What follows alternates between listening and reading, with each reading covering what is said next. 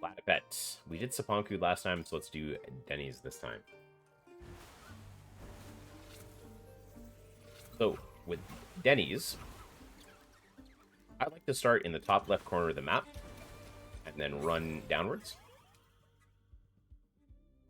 You get to choose some different perks here. So, Platypet has access to 3 different types of techniques. Toxic, water, and neutral. It has an innate ability. It ups its damage when it takes toxic and water techniques. We're going to go ahead and grab Toxic Ink here. Toxic Ink deals damage and poison. Importantly, it always comes out of the front of Platypet, which means that it's sort of worth it for us to move towards objectives and always have our front facing the enemy whenever possible. We get offered 3 gears here. None of these are particularly fantastic, but we'll go ahead and pick up the Volgon scale. Damage is usually much more appreciable than armor, and Kaleido Grease simply doesn't apply to wave. Let's pick up Volgon scale. Like I said before, we're going to make our way to the top left corner of the map. Oh, we pick up the Toxic chip. It's going to cause lots of cubes to appear on the map, which is good for us.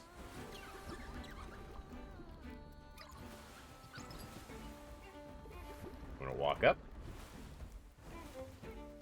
So I can't walk up no more.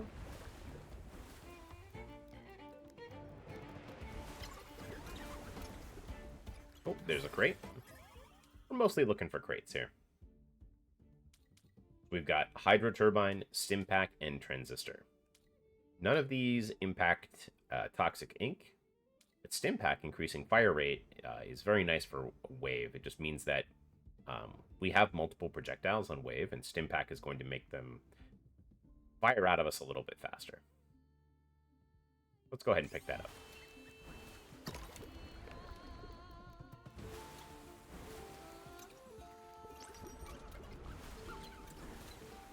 It's going to be pretty useful when maxed out once we pick up a few more. Oh my god! Oh, just narrowly dodged all those enemies there. Platypet's ultimate is Wave. It does or Tsunami, I guess. Wave is its special ability, sorry. Tsunami does a large wave, as you can see there. Okay, so we get offered Wave, Toxic Ink, or Transistor. When you're offered a gear that isn't super beneficial, I generally prefer to just upgrade the techniques over the gears. I'm a big believer in increasing the power of Wave as much as possible, because it is sort of a technique that you don't need to try and control. Toxic Ink, you have to kind of aim it, so it's not as useful to use if you're on the run. Let's go with Wave. So you pick down that mini-boss pretty quickly.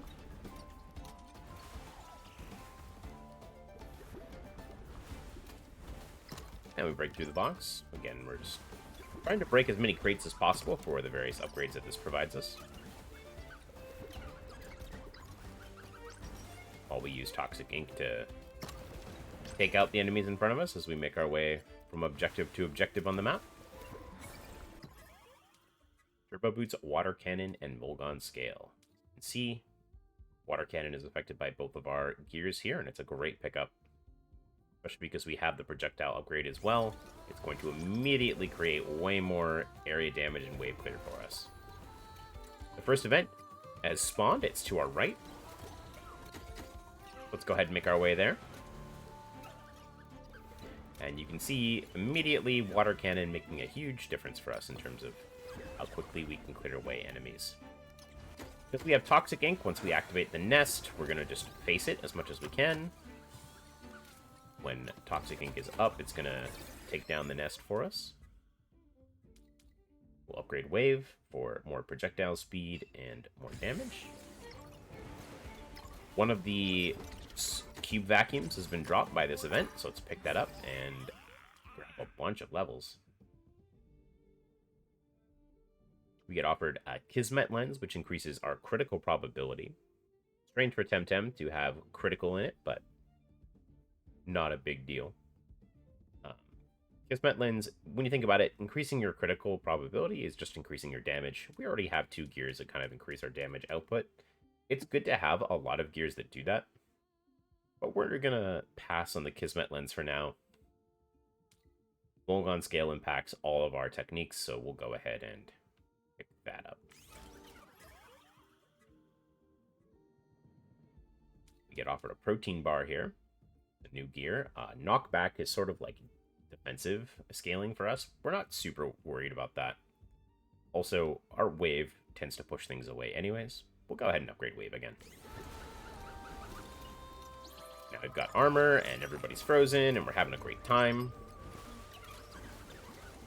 Now, the first event was in the top part of the map, so we're going to play towards the bottom part of the map now. Just running around in a slightly zigzag pattern, looking for more crates. We're offered an evolution. Platypet can upgrade itself into Platox. Go ahead and take it. So now we run a little faster, we deal a little more damage, and we have a little more health. So compared to the Ori run, we actually have quite a bit of upfront damage early on here, and we're heading in a good direction. So we're just waiting for the next event to spawn, and while we do that, we're running around trying to get our way to more crates,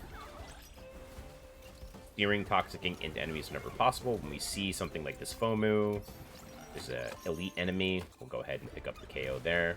And once the enemies get super grouped up like this, we'll just press Tsunami and circle back to pick up a whole bunch of cubes. We've got the cube vacuum. Nicely done. That's going to pick up almost 2 whole levels for us. Transistor is an interesting consideration for us because we have 2 projectiles. But we're not going to be picking those up, likely. It's not clear that having wave be faster or having water cannon be faster is actually good. Magnetic module just isn't really necessary. Like, we just noticed there's items that can drop from crates that will collect the cubes for us, and we already have likely a passive absorption area already. We don't need to max out the absorption area. There isn't really a lot of benefit to doing that. So Volgon Scale it is. 5% more damage. Pretty nice.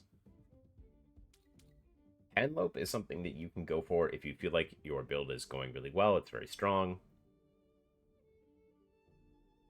You just want to try and maximize your area of effect. Sorry, your Pan-Sun gain from runs. Although I tend to find that you get a reduced amount of Pan-Sun gain by putting more and more points into this. Basically, you're lowering your actual output, which means you'll gain less Pan-Suns over time anyways, because you'll be slower to events, you won't pick up as many crates, you'll have a harder time KOing enemies during the event Pan-Sun Feast. So let's just go ahead and pick up more damage. More projectile speed from wave as well. Water Cannon's also doing pretty nicely. As you can see, we're picking up lots of KOs. We're about a minute away from the first mini-boss spawn. We've got a elite enemy to take down before we do this control zone. Control zone, we saw a bit in the last run as well. Control zone, we've got to stay inside the circle whenever possible. So we're going to 360 no-scope spin Toxic Ink around here to help protect this area. Control zone was successful. We're rewarded with a chest. In the chest, we get a Volgon Scale upgrade and some Pan-Suns. Perfect.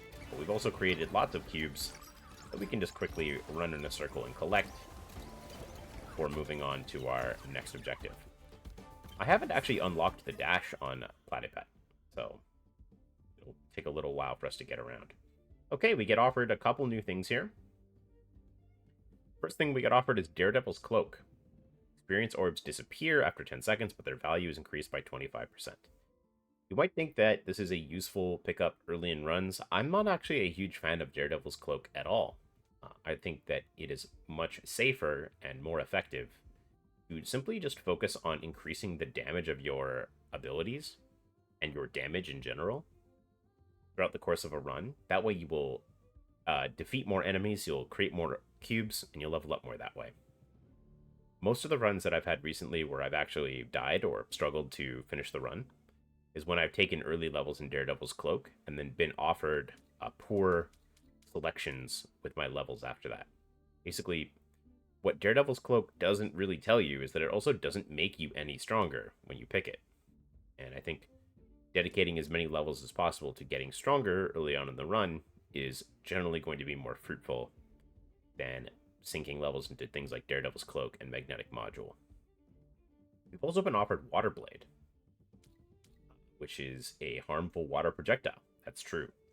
Because we have the projectile upgrade and also a fire rate increase and a Volgon scale, let's go ahead and pick Water Blade so that we can just continue to deal way more damage. Water Blade, like Toxic Ink, comes out in the direction that Platypet is facing.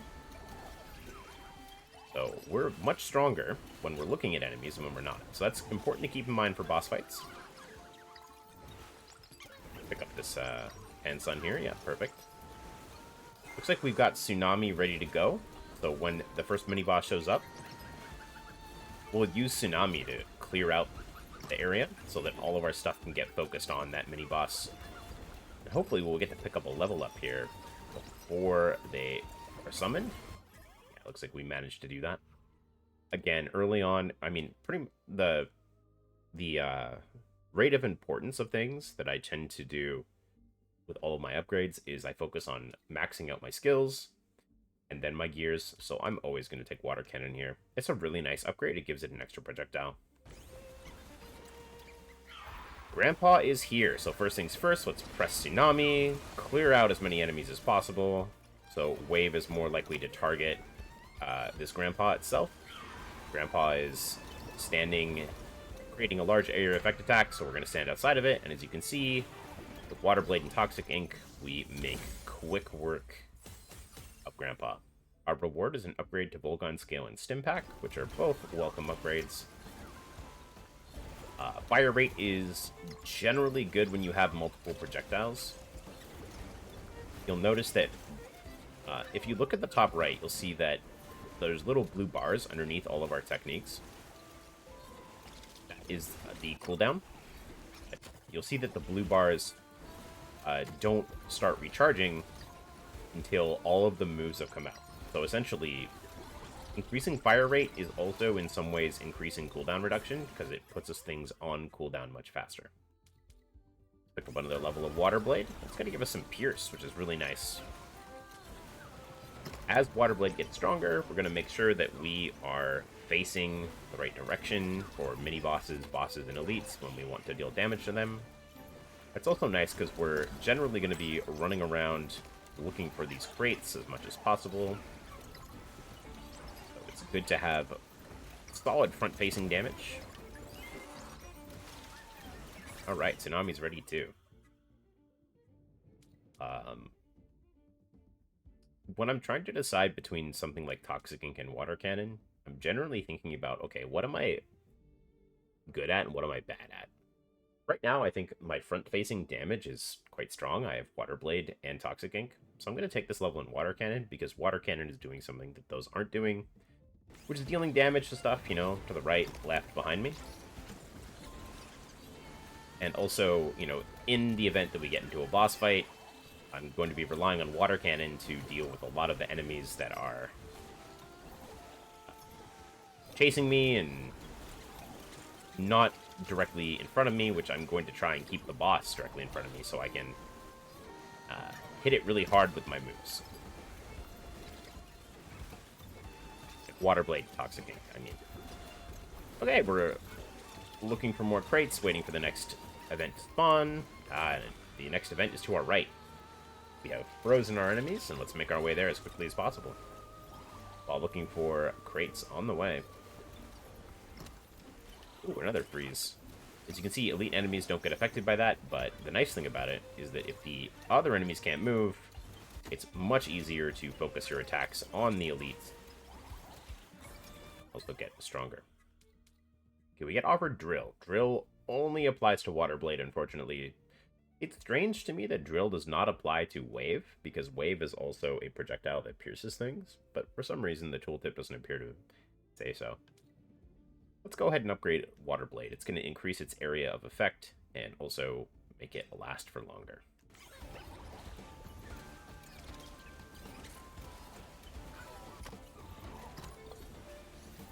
A summoning circle. This is going to be great for us because it's going to give us lots more enemies.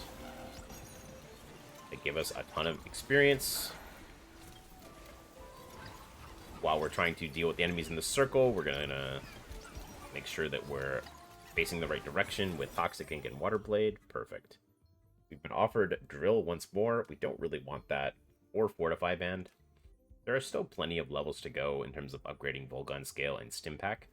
The reason you would want to get more gears than the two I have here is obviously they give you some effect where previously you had none, but also they can be upgraded by the chests that are dropped by sometimes elite enemies, always mini bosses, and sometimes events. If those are upgraded, if everything is totally upgraded on your bar, then you won't get any upgrades from the chests, which you don't really want because it's essentially like free level ups. But we don't have to worry about that for now. Let's pick up all the purple cubes so that we level up a little bit faster here. We've got the option to take Water Cannon to another level up and add another projectile to it. We're pretty happy for that.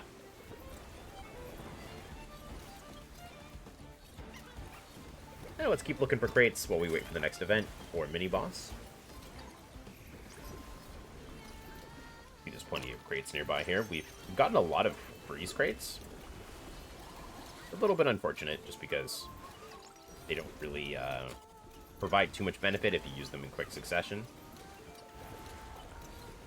But let's keep running around looking for more of these crates. See, the charging enemies can be difficult to get, but because we have so much good front-facing damage, it's not that much problems to take care of them. As I mentioned before, Thermal Paste is a pretty incredible upgrade, lowering the cooldown of all of our abilities. It combines extremely well with Stimpack. I think Stimpack Thermal Paste is a fantastic pair of upgrades. Both of these mean reduce the amount of time you have to wait before your technique is active again.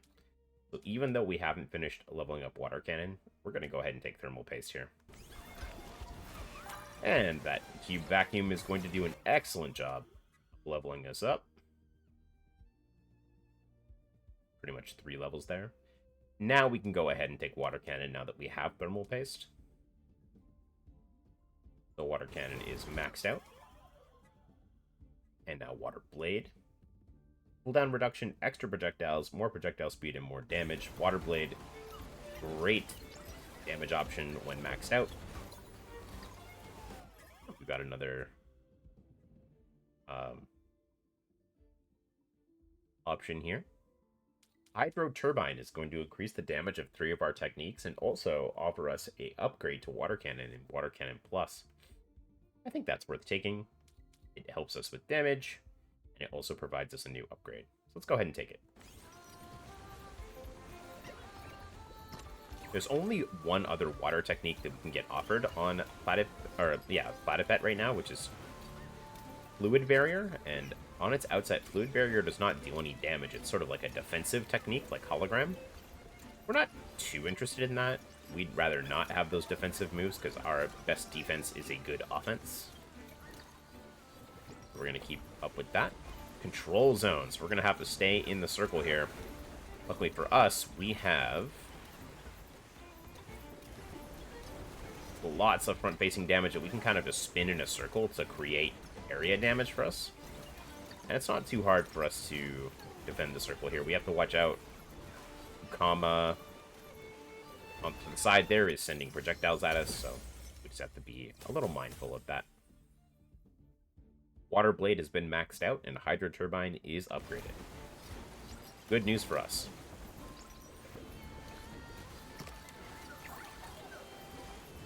This is the first time I'm going to be seeing the synergy on Water Cannon, so hopefully it does something good.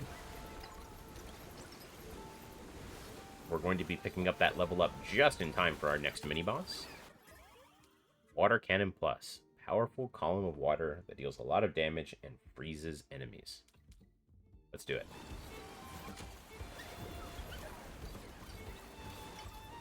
Seems really strong. Piraniant has appeared. Piraniant, we're going to try and keep the focus of Toxic Ink on him whenever possible. We're going to run away. Piraniant is channeling an attack. We make sure we're not standing in the attacks area. We're going to take a little bit of damage just to go ahead and hit it with our front-facing techniques. We take it down, no problem. And we get some nice upgrades. Stimpack, Volgon Scale, and Hydra Turbine. All getting upgraded means we deal a lot more damage. Our fire rate is increased, and also, because Volgon Scale is maxed out, we're now more likely to be offered upgrades to Thermal Paste, which we would really like to get upgraded as well. As you can see, with both the fire rate and cooldown improvements, we are absolutely spewing out damage right now. And that's good news for us because it means we can focus more on just moving towards the objectives. You'll notice I haven't actually pressed my ultimate in a really, really long time. I mean, I don't need it. I deal way too much damage. Everything else simply evaporates beforehand. We'll have to remember to use it for our next event to clear it a little bit quicker. We're offered another evolution. Platypet runs substantially faster than Platox and also has a lot more health. We'll pick that up. Quick Tsunami just to clear grouped up enemies. As you can see, Platypet completely hightails it. So we'll make our way over to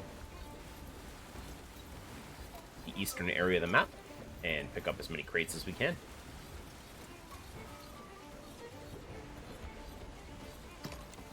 There is some argument to be made that Daredevil's Cloak, the experience increasing gear, is somewhat more valuable on Platypet than the other Tems, just because it gets you to level 25 faster, which gives you this Platypet upgrade. The main draw of the Platypet upgrade is the movement speed. Platypet is, I believe, the fastest running character in the game. Currently, anyways. So it's really easy to position things properly, which is one of the reasons why we're taking Water Blade and Toxic Ink. It's quite easy for Platypet to kite itself ahead of enemies and then pick up turnarounds to get Toxic Ink and Water Blade off. Use the Tsunami Wave to pick up the kills on the Koishas there. Let's just go ahead and walk our way towards the next event.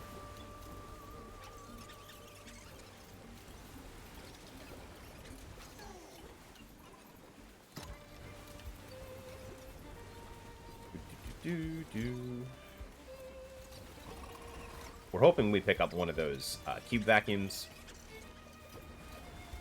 while we do this, but we got a Panson vacuum instead, which is fine. Lots of Pansons, which is nice. All right, Panson Feast. We'll go ahead and take out this Gario right as Panson Feast activates, giving us lots of Pansons. We're pretty happy with like 1,000 Pansons from the run here. But as you can see, our early investment into damage has made us very, very strong in the mid-game here. And as we get towards the late game of the run, we're picking up lots of stuff. That Gario actually dropped a chest for us, which is really nice. We get a Hydro Turbine upgrade. We would like to see more upgrades on Thermal Paste, as there's one more event we've got to get to. Get there. We did get a Thermal Paste upgrade, but Toxic Ink was also in the situation, so we'll take Toxic Ink as well. Strange to not get offered that many upgrades on Toxic Ink, but I tend to favor the water moves over Toxic Ink as an upgrade. I find that because Hydra Turbine is offered on Platypet, it's generally preferable to upgrade the water moves, so you get more out of a Hydro Turbine upgrade. Toxic Ink gets upgraded again. Perfect. We'd ideally like to pick up 1 or 2 more levels before the boss spawns here, but we'll take what we can get. We're going to save up Tsunami to pop once the boss spawns, so it's easier for us to position ourselves. We get a nice movement speed upgrade. Let's use that to survey the area, look for more drops. Maybe we can hit a Anthon Vacuum out of the chest. Nope. Oh, we hit a cooldown reduction. If I had been a little bit smarter, I would have saved that for boss spawn. Oh well. I'm going to save this Toxic Chip, though. Alright. Luciara is here. It's off to our left. Thanks to the Toxic Chip and our ultimate, we get lots of opportunities to hit Luciara. It's going to heal itself real quick. We're going to make sure we're standing there facing it. Oh, but we're getting chopped up a little bit here. Luciara running through us. We got a little bit too greedy. We got close. Luciara is very fast, but we're going to be able to get through this, okay?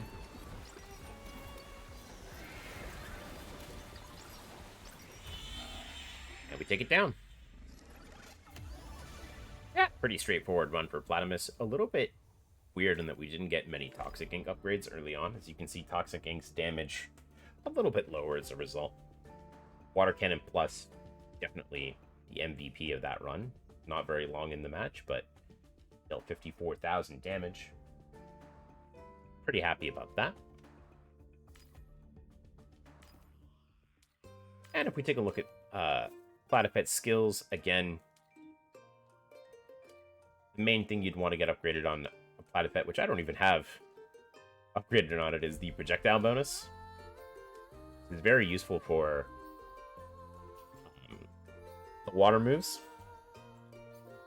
Water Blade, Wave, and Water Cannon. Does not work with Toxic Ink, however, so be careful about that. But all good upgrades to get over here. I actually don't have very many upgrades on Platypet in general. I like picking up stuff like Luck and your Pants on Multiplier as well. Movement speed, also a very useful upgrade to get on Platypet. Water damage is strong as well. But interestingly, Platypet gets offered wind damage, which I don't think it learns any. You'll see.